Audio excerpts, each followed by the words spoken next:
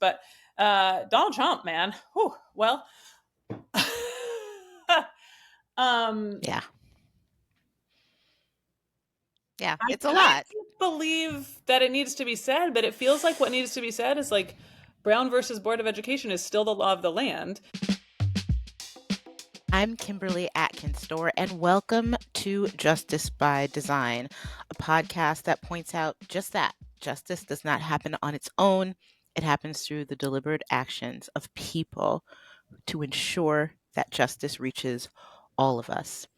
You know, growing up, I often joked that by calling my parents the integrators, because it seemed that every time we moved house, and I grew up in Metro Detroit, we would move house in a way that made us the first, or one of the first at least, Black families on the street. If you've ever seen a raisin in the sun, I can so relate because we had some welcoming committees with these moves into predominantly white neighborhoods.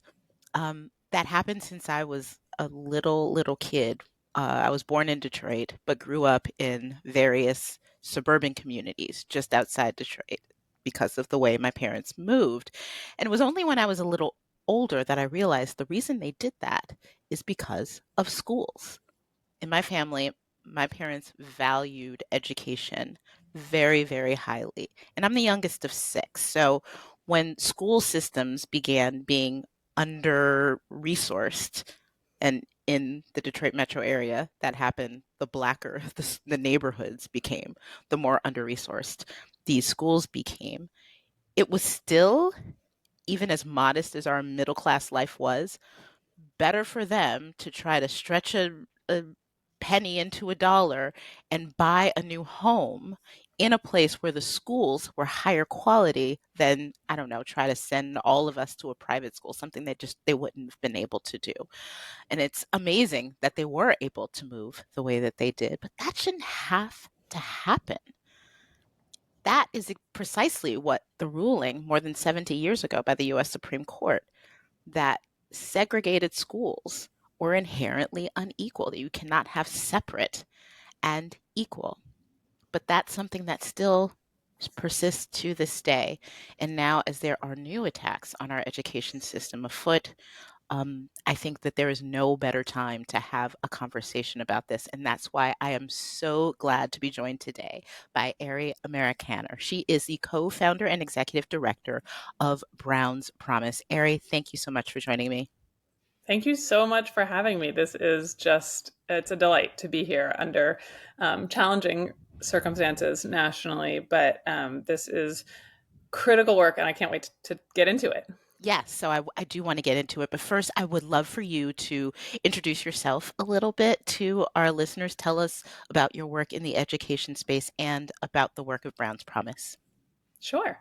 Well, I am, I guess, first and foremost, a human who lives here in Montgomery County, Maryland, where my two little girls go to diverse, wonderful public elementary schools that we adore, and I think that's an important perspective to bring to the conversation. In addition to being a mom with real kids and real lives, am a longtime education policy nerd.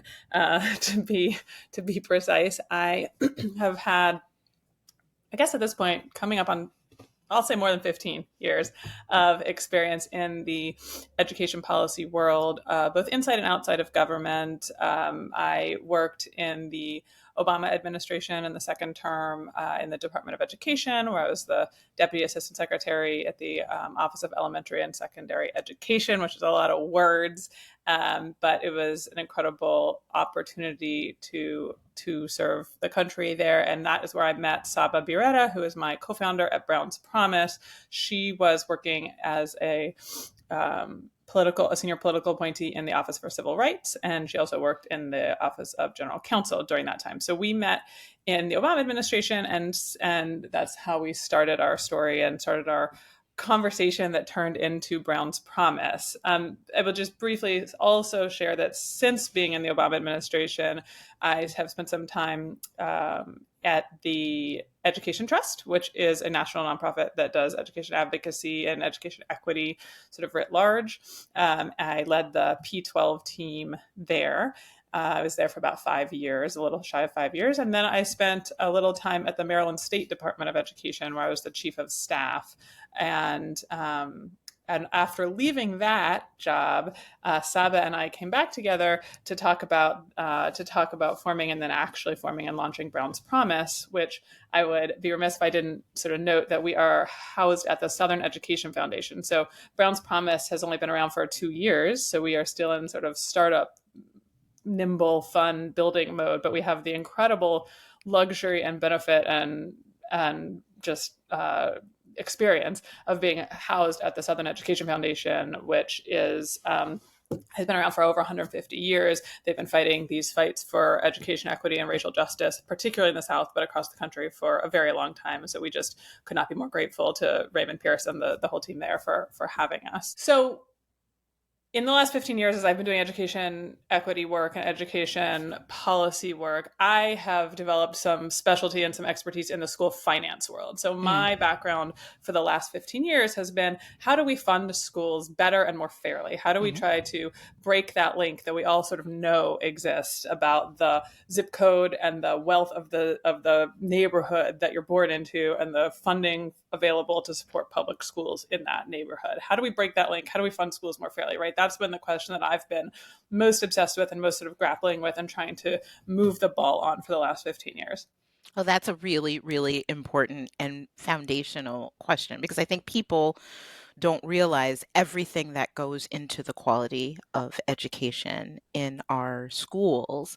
They do know the concept of Brown v. Board of Education, but one reason I love the name of your organization is the promise of that has never been fulfilled. In fact, in the 70 plus years since that decision was passed, it's really been eroded away. And one big erosion took place at the Supreme Court in a case out of Detroit, which is why I care so very much about this, which essentially held that, yes, we don't think that separate, and I'm paraphrasing the court, we don't think that separate can be equal, but you can't force surrounding communities to be a part of a solution when you have a segregated school district. And in this case, growing up in Detroit, I could see it with my own eyes. It was an incredibly, and still is, an incredibly segregated metropolitan area. At the time, Detroit was one of, if not the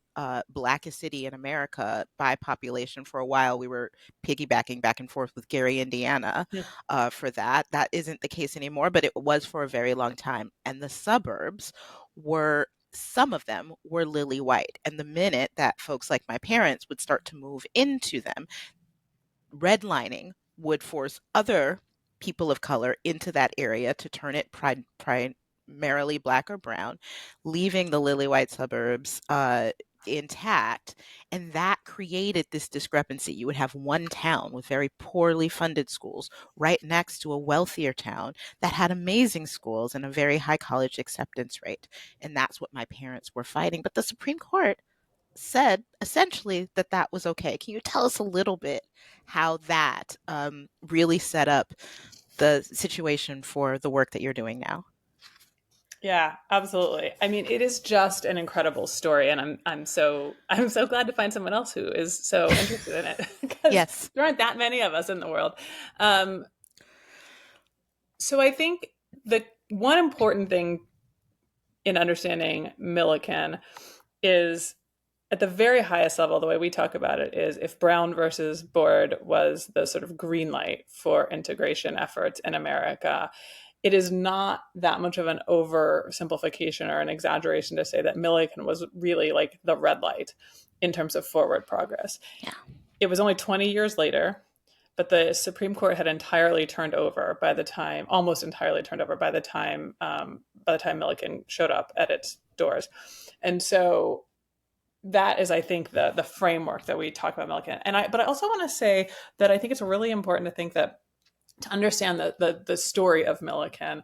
And I'm going to give a couple of points, but if you haven't, I'm sure you've already seen this, but everyone should go read The Containment, which Hmm. is a new book out by I Michelle literally Adams. have a physical copy around here Oh my gosh, somewhere. I normally do It too. I'm is up. carrying it around with me usually.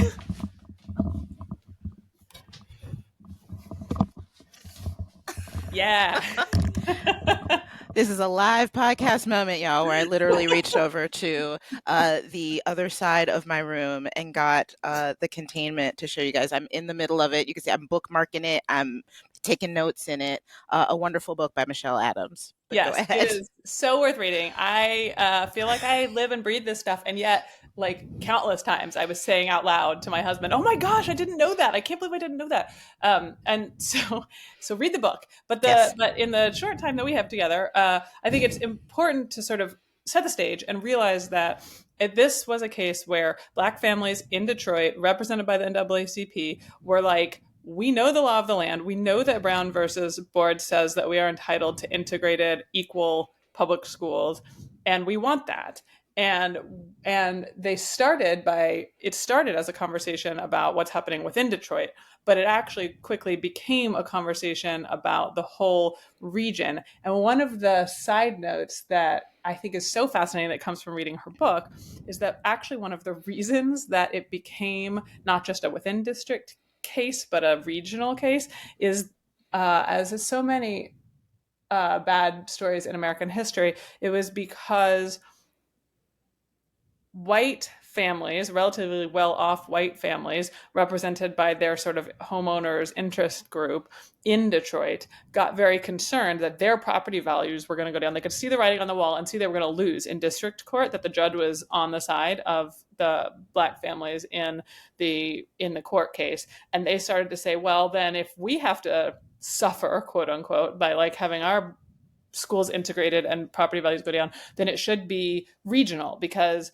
that would actually like insulate us against more rapid drops in price for our houses, because it wouldn't be so easy to just move across the district line and get a different sort of house where you could flee, you could do white flight.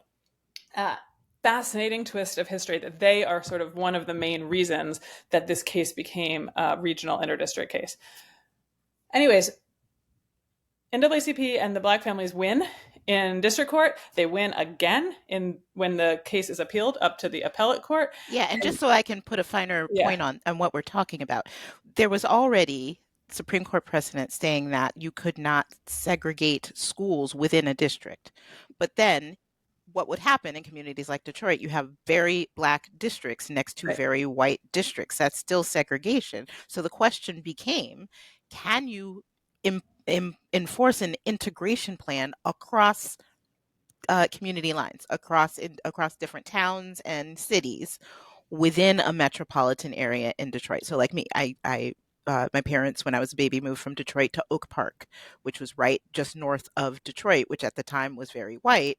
Would that that um, had there been an integration plan, that may not have been necessary. My siblings, when they were high school age at that time, could have gone perhaps to Oak Park High School, even though they lived in Detroit. That's right. So that's what we're talking about. That's right. Yeah, and there's kind of two big ways to end at that sort of goal that you were just talking about. One would be a bigger school district. So, Mm-hmm. like a county-wide school district, for example, so that these little tiny school districts didn't exist at all.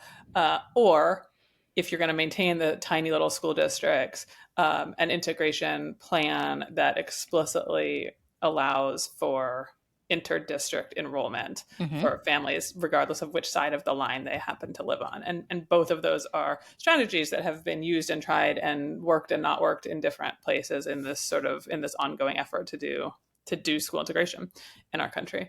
And so the Supreme Court ultimately decided against these families, and they said they differentiated from Brown, and they said the only way to have a federal court requirement that you do inter-district integration, that you do multi-district regional integration, is if you can show that the each individual district involved intentionally segregated their schools Yeah. on the basis of race. You're only allowed to use race to solve a problem if the state actor, in this case the school district, each individual school district, intentionally discriminated on the basis of race to create the segregation. And uh, they were not able to show that in the way that was compelling to the court, let me say. I Right. mean, Right. Michelle Adams goes into a ton of amazing detail about how the housing patterns were very much government action and were very intentional, but that is not how the Absolutely. court interpreted it, the Supreme Court in 1974. So 20 years to the year after Brown was decided in Milliken, the Supreme Court said, we're not going to tell federal courts they can require multi-district solutions to this problem of And school and integration. and in so doing, they kind of, I have to say, just the when I'm talking about my parents moving from Detroit to a suburb, they did so in 1974, and I don't Wow. think that that was a coincidence. But um, they were essentially creating more fair education opportunities for everyone, more equal education opportunities for everyone as some sort of punishment, and saying, well, if this white city did not segregate Detroit, if it's not their fault, why should they have to pay? That essentially was the rationale. I mean, when you cut through it, That's right. that's exactly what they were saying. And that really, at the just 20 years in, really took a lot of the feed from under Brown. And so we still see these persistent, created patterns of segregation on large and small levels that really prevent the true meaning of Brown v. Board of Education from becoming a reality to this day. So, Ary, I just want to fast forward a little bit to now because we know that this has been a pressing problem. I met you through Saba, who I have done events with and been talking to and interviewed and really was focusing about on the education crisis, which is largely a funding crisis in America before the change in administration and the new threats to totally dismantle the Department of Education, for example. So, kind of put this existing problem into today's perspective. And then we'll get to what some of those solutions, some of the solutions to these problems are. But I just want to sort of get your view on where we are in this moment. Yeah. Well, let's do this moment, but let's actually start it where we just left off in Detroit. So Sure. in Detroit, in this moment, Hmm. schools are wildly segregated. Yes. And this is not just a problem from 1974. Yep. We broadly in America and families in Detroit are currently living with very high levels of school segregation. Hmm. This is going to sound a little wonky, but if you bear with me for just a second, there's a one way of measure. There's lots of ways to measure segregation in schools, but one of the ways that is the most compelling to me measures how different is the sort of average student of Group A's school. How different is that than the average student in Group B? So, for example, when you look at white-black segregation in Detroit, in the Detroit area, the Detroit region as a whole, Hmm. it is one of the highest in the country. It is insane. It is 0.7, and the highest you can get is 1. So if it were 1, it would mean that literal de jure legally segregated, nobody's going to school together, and they're at 0.7. So that is wild. That Hmm. is so high, and almost 100% of it is coming between district lines. So just like the families were saying in Milliken v. Bradley, there's almost nothing that Detroit can do by itself, and I want to make this clear, there's also almost nothing that most of the surrounding suburbs can do by themselves. If they realize, and some districts have realized, that this isn't a punishment, this is good for all kids, Yeah. it's good for white kids too, and none of them can get to the benefits of diversity without doing something across those district lines because of the way the way the facts are right now. So that's true around the country. Detroit is an extreme example, but around the country today, schools are as segregated as they were in the early 1970s. And they're getting worse. It's going in the wrong direction. And 60 some percent of that segregation is between district lines. So that's kind of just like where we are today in this very moment. That's where we were before Donald Trump took office. Hmm. That's the sort of status quo of where we live. And it's different in different states. If you're in a southern state where you have bigger county-wide school districts, often more of the problem is within a district. But in across the country, about two-thirds, a little less than two-thirds of the segregation is between district lines. So that's just a preview of where I think the solutions lie is around those district lines. But Donald Trump, man, whew, well, um, Yeah. Yeah. I It's a kind lot. of believe that it needs to be said, but it feels like what needs to be said is like Brown versus Board of Education is still the law of the land, and its progeny, parents involved in community schools, was a big court case in 2007 Yes. that sort of interpreted and brought into more modern day what remedies are allowed in doing school integration. And for some people, it was considered a setback because it Hmm. said that you couldn't use individual students' race to do student assignment, except Yes, for a in very very, John Roberts-esque approach that, except for, yeah, if the only way to get rid of racism is just to ignore racism when that, right. in fact, is Although not. although Yes. picks today is incredibly important, and we should all do our, I think we would all do ourselves a real service if we went back and read it and looked Hmm. at it. And I actually wanted to, if it's okay, I wanted to just Yes. read one little paragraph. Now, where is it? Let's see if I can find it. So Justice Kennedy wrote the concurring and like controlling opinion in Yes, picks, he did. and it is still the law of the land to this day. And what he said was, school boards may pursue the goal of bringing together students of diverse backgrounds and races through other means, meaning not specific race based assignment, including strategic site selection of new schools, drawing attendance zones with general recognition of the demographics of neighborhoods, allocating resources for special programs, recruiting students and faculty in targeted fashion, and tracking enrollments, performance, and other statistics by race. These mechanisms are race conscious but do not lead to different treatment that tells each student he or she is to be defined by race. So it is Mm. unlikely any of them would demand strict scrutiny or that would be needed to be found permissible. And then he says that governments, which for generations now have considered these types of policies and procedures, should be permitted to employ them with candor and with confidence that a constitutional violation does not occur whenever a decision maker considers the impact a given approach might have on students of different races. And Mm. I just like, it gives me some amount of hope, and it feels important to me to ground ourselves in that is the most recent statement by the Supreme Court of the United States about what is allowed in this work. And it is crazy to compare that to the stuff that's coming out of the Trump administration, both in executive order and then like in just as recent as Friday, the Department of Education's Office for Civil Rights sent out a Dear Colleague letter that um, is basically a ransom note that tells school districts and colleges and universities that if they even think about diversity, essentially, they may be putting their federal funds in jeopardy, and Yeah. gives them 14 days to comply with, I don't know, this thought police idea that they have. And if that were to actually happen, if the federal government not just did not encourage for this principle that you laid out from Justice Kennedy, these parameters, these almost a roadmap, right, of things that can be done.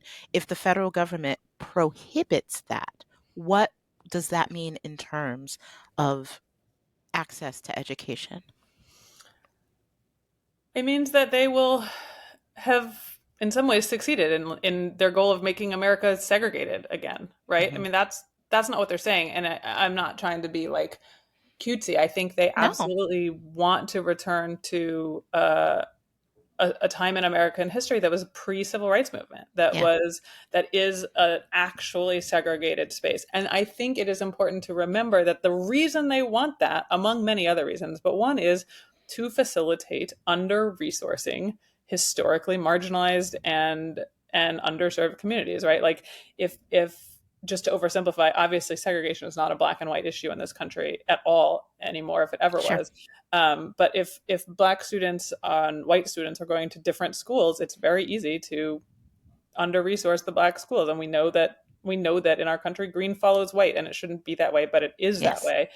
And so we have to recognize that Yes.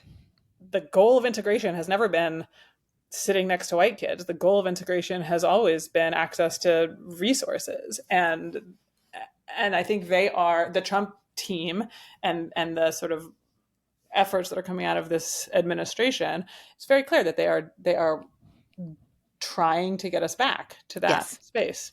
And beyond that, I mean, I think you're spot on, but not only does green follow white, white wants to bring that green into charter schools and into religious schools, which the Supreme Court seems increasingly eager to do. And I really do. I'm so glad that you read that section of Kennedy's concurrence in Parents Involved.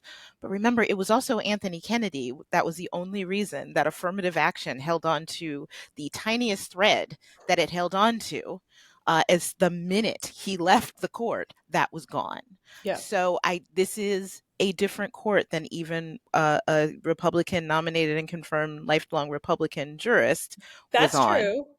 And But so I and worry. But go ahead. No, push well, back, sorry, I please. didn't mean to cut you off, but I No. think it's also really important to say that, like, that's right. And as recently as last year, with this exact Supreme Court, the right wing, sort of very well funded special interest groups brought two cases to the Supreme Court's door designed to overturn PICS, the Hmm. thing I was just reading from, right? It was Right. both Thomas Jefferson in high school in Virginia, and the Boston Community Schools, I think it is, Yes. Yes. in Boston. And both of those schools were doing race neutral things to try to promote the diversity of the student body writ large. And they were essentially following Kennedy's outline about things that were allowed. And Kennedy, yeah. And Yes. I was like, wait, which justice? And Yes. and then they were told, and then the right wing group sued them, and the Supreme Court denied cert. They said, no, we don't want to hear it. We don't want to I mean, Yeah, so I will say, like, obviously, that we're is true. living in a time where unreasonable optimism is naive. But I think we should decide to hold on to where we actually are. Like, let's focus on where we actually are. And I think where we Hmm. actually are is this Supreme Court was not interested just last year Yes. in changing the law of the land in this particular context. And No, so that's a that really is the law of the important land. point. That is an important point, and that's a great segue into where I want to go now, which is what needs to be done. What do you need for the work of Brown's Promise to succeed, and what is the solution? Is there anything that our listeners can do? I know almost always asked, what can we do? Yeah, I love So I that. want to, what do you need? What does this nation need? What can you and our listeners do? Well, at Brown's Promise, we are working on restarting a conversation in America about the benefits of school integration and school diversity. And I don't mean to say that we are solely doing that. There Hmm. are incredible groups who have been doing this work forever. I mean, most notably among them, the NAACP Legal Defense Fund, who is just an incredible giant and leader in this space. And we've been so fortunate that they've been willing to work with us a little on things, and that they've been great partners. And so I certainly don't mean to say that, to imply that this work hasn't already been happening. But I will say, as somebody who's been in the sort of middle of a lot of the recent sort of ed reform, ed equity, education advocacy, sort of mainstream conversations, I will say that very few people in those spaces talk about school integration or school diversity. They talk about access to school funding, they talk about access to diverse teachers, great educated, stable, quality teachers, access to advanced coursework, all things that I believe in deeply and that we believe in at Brown's Promise. They very infrequently talk about the ways that school segregation is keeping us from achieving any of those goals in a meaningful way. Mm-hmm. And so our goal is to integrate, for lack of a better word, those two conversations about access to resources on the one side, money, but also all those other things that we know make a great school, and school integration on the other side. Because frankly, I often say that to my school funding colleagues who are skeptical of the school diversity work and the school integration work. I say, any day that we spend advocating for more money in high poverty schools and districts is a good day. Like, and we should, and in schools and districts that serve high concentrations of students of color, like that have been so long underfunded in America, like that's a good day, and we should keep doing that work. But I've been doing that work for 15 years now. And if we don't, what we do as a community is we say, la, la, la, la, la, we stick our fingers in our ears and we ignore the policies and the lines and the reasons that those districts and schools exist in the first place. We don't have to have schools with very high concentrations of poverty. We don't have to have districts that are totally racially isolated in any direction. Like, we don't have to have that and then fund our way out of it. Yeah. And frankly, we aren't funding our way out of it. We never will fund our way out of it because of the way electoral math works. Right. Research shows that we would have to spend 2 or 3 times as many dollars in high poverty districts and schools if we Yeah. were going to give separate but equal educational opportunities. Yeah. And we've never done that. Even in the most progressive of states where they do spend more money in high poverty schools and districts, none of them are anywhere close to spending 2 to 3 times as many dollars. Yeah. It's just never been done. So all of that is to say, like, part of what you can do and part of what we can all do, I think, as listeners and as just people who live in our communities, is start to take notice of how segregated are our schools. Like, go look at your school, go ask your school board members, or go ask your school superintendent, like, can you just show me like a simple graph that shows me like all the elementary schools in our district, and what percent of them are students living in poverty, Mm-hmm. and like overall how much money per student is getting spent at each one of those. And I bet what you will find is that some of them are really high poverty, some of them are really low poverty, and they're all spending almost exactly the same dollars per student. Yeah.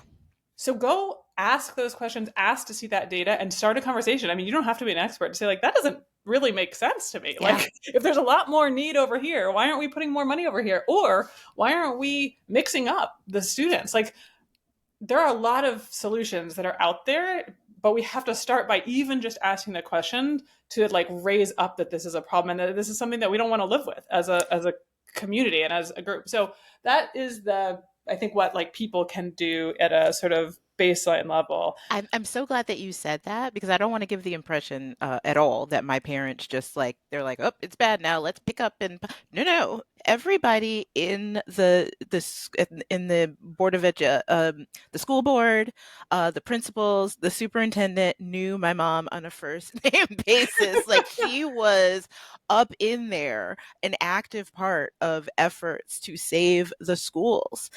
She did everything she can until there was nothing left to do but protect her own children. Yeah. And when she moved into new community, she again was a regular at school board meetings. She always knew the principal and the superintendent of all my schools, which was really annoying, by the way.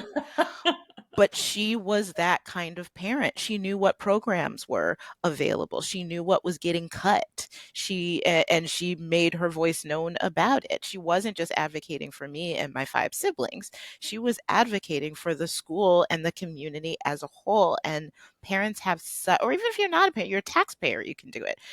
They have such sway in these situations. And it's worth noting that the minute that she left, we moved to a different community. She would note at how many programs were discontinued at my private school and in our private town. So it does make a difference to make your voice heard. That's so well said. And it is so important to be able and willing to go that one extra step. So it is hard enough to find the time. I know as a parent, it is hard enough to find the time to go to a school board member or a school board meeting at all. And then once you do, the only thing you feel, or I often feel like it is fair to feel like the only thing you're sort of qualified to ask for is, or ask about, is what's happening in your kid's school. Yeah. But I think the thing that we have to push beyond that and be willing to ask about the system and how are they, because they aren't just like a glorified school principal. They're the superintendent. They are supposed to be looking across their schools at the whole system and thinking about how are we assigning students to schools and how are we assigning resources to meet their needs. And that is uniquely a thing that the school district or the state Department of Yep. Education can do. Those are the levers that only they can really pull. And so we have to ask them about it. We have to ask them how they're pulling it. How are they actually making sure that students' needs are being met, and recognizing that student needs are different in different schools, and that they are creating that unequal need, and then they're not taking action to meet that unequal need. So I think like opening that conversation is a really important part. In terms of what we're doing at Brown's Promise, so we are really focused, as I sort of alluded to before, we're really focused on the school district lines as a problem, and that is because they are both responsible for more than half of the problem in terms of levels of segregation, and they are also the revenue raising lines. So school districts are funded as a district, and so that means that if we want to tackle both funding inequities and segregation, district lines is really sort of where it's at. And so we have to think about the ways that district lines are creating the problem, and then we have to think about creative solutions to address that problem. And so we have been working on identifying a whole range of creative solutions that people have tried. These are not like pulled out of our head. These are actual solutions that people have been trying in different ways around the country for a long time now. And we're trying to elevate those creative ideas so that more people know about them. So, like, for example, in the 90s, the Nebraska state legislature created something called the Omaha Learning Community. And it was it's really interesting. They have the city of Omaha as its own school district, and then they have 11 school districts that suburban school districts that surround the Omaha City School District. And they had some of the same problems, not to the same degree that we're talking about in Detroit. Mm-hmm. And they said, you know what we're going to do? We're going to create a whole new government entity called the Omaha Learning Community. And it's going to sit on top of these 11 school districts. And we're not going to consolidate them. We're not going to create one big, massive school district. But we are going to say that local revenue is now raised across these 11 districts. So there's not local revenue being raised in each individual school district. We're going to all pool our revenue for the local part of our education funding and then allocate it across these 11 districts according to need. They also, in that Omaha Learning Community, created an inter-district enrollment process and provided some additional supports for early learning for students living in poverty. So that was sort of a Wow. 3-part stool that was very promising. Wow. The political winds shifted, and it's a really interesting story, but the political wind shifted, and like it only lasted for like a decade before it was dismantled. One of the reasons we think that matters is that, well, one, there's a lot of really innovative, good ideas that we should be learning from and exporting. And two, it says to us how important it is to make sure that change is sticky. And I think for us at Brown's Promise, two of the most helpful approaches to making change sticky are community engagement. So making sure that like the local community is actually driving what we want. And the second is litigation. Court orders are a great way to make things stick. Yeah. And so we like to sometimes contrast the Omaha Learning Community to a different approach in Connecticut, where Hartford, in the Hartford region, they have the longest running inter-district integration effort in the country. It is not perfect. There's lots of complicated challenges to doing this work, but it is by far the longest running and biggest effort in our country. And it has been studied, and it has shown some very positive outcomes for students, both in terms of test scores, but also in terms of things like feeling safe and belonging at school, and fewer teacher absences. It's shown a lot of positive results for a lot of kids, and they're currently serving about 40,000 plus students a year. Their approach is mostly about magnet schools. So like themed, interesting schools that you can enroll in regardless of what school district you live in the area, in the whole region. And they are very explicit that they are designed to promote diversity, and that they are doing so because of a state court order. So again, families in Connecticut sued, and they sued under their state constitution, which is an important difference from what happened in Milliken. They sued under their state constitution, and they won. And ever since then, there's been court orders saying you must provide an integrated access to integrated public schools for students of color in Hartford and in the Hartford region. And that has created, that combined with, I should say, the heroic advocacy of Elizabeth Horton Sheff, who was the named plaintiff in that case. She has been meeting. She's on our advisory board at Brown's Oh, Promise. She's incredible to talk to. She's been hosting monthly Sheff movement meetings for community members for more than 20 years. wow. They still meet and they're still fighting this fight. And that combination of community-based advocacy and litigation is what keeps things alive through a lot of hard times and a lot of pushbacks and a lot of mistakes, and like nothing's perfect and they're still Yeah. working to make it better. But I think it's a really inspiring example of what can be. That's so great. That's such a great example, and that's a perfect one to wrap our conversation on, because not only does it show the importance of action on a community level, which is something that anyone can do, but it was so smart to sue as a state action, because it's important for our listeners who are not lawyers to understand that federal courts, generally speaking, cannot step in and substitute their own judgment when a state court rules based on state law. It's very hard to upend that and try to, although including the U.S. Supreme Court, if a challenge ever gets there, that the courts in general in the federal judiciary do not touch state courts ruling on state things. That's And right. so And that that's was a why really we're smart way to go Yeah, about it. that's totally right. So that's the inspiration for all of what we're doing at Brown's Promise. We're working with partners in Massachusetts and in Colorado and in Georgia to try to file to try to bring similar state constitution based claims, and do that in combination with a policy advocacy, a more traditional sort of policy advocacy agenda. And so that's the other thing you can do is, if you happen to be in one of those states and you're excited about this kind of work, is to go check us out at brownspromise.org and send us a note, and we'd be happy to find ways to connect with folks who are especially, I mean, anybody, but especially in those three states. We are really excited about we're receiving a lot of good feedback from folks who are in those states who are Yes. excited about this. Yes, yes. Well, thank you so much for that work, Ary, and thank you so much for joining me today. This was such an important conversation. Thank you so much for having me. It's been wonderful.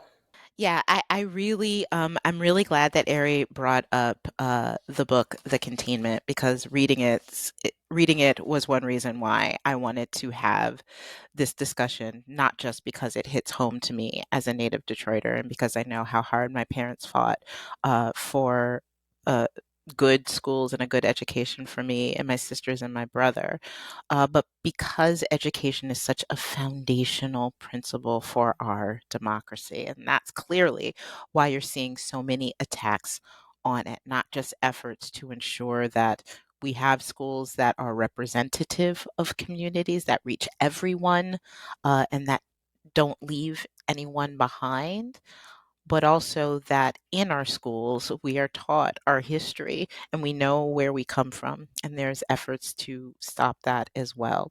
So it's important for listeners like you who care about justice to be aware of this, know that you have a part in this fight if you choose to take it, and how powerful you are in ensuring in this space that justice is done.